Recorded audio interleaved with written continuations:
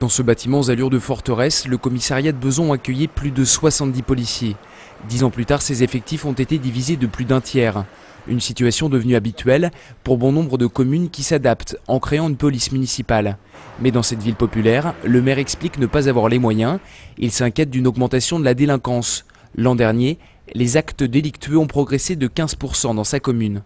Nous n'avons pas, dans nos villes, avec des moyens financiers réduits, avec des accompagnements de l'État, minorés maintenant, à prendre en charge des missions qui sont de la responsabilité de l'État.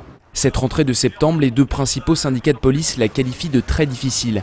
En 18 mois, ils estiment à 140 le nombre de postes de gardiens de la paix supprimés sur le département, l'équivalent de 2 commissariats.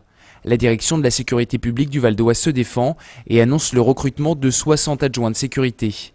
Si vous demandez au directeur départemental, que ce soit moi ou d'autres, que nous aimerions avoir plus effectifs, oui, mais je répète que ce n'est pas dans le plus effectif que se situe la solution.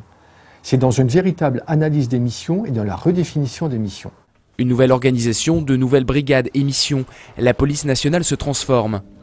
Conséquence, selon le syndicat Alliance, les conditions de travail des gardiens de la paix ne cessent de se dégrader.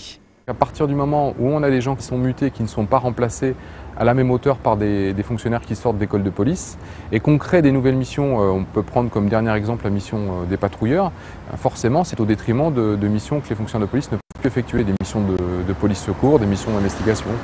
Dans le Val-d'Oise, près de 2300 policiers sont en activité. Selon la direction départementale, 30 policiers manquent à l'appel, des effectifs qui devraient être comblés dès décembre prochain.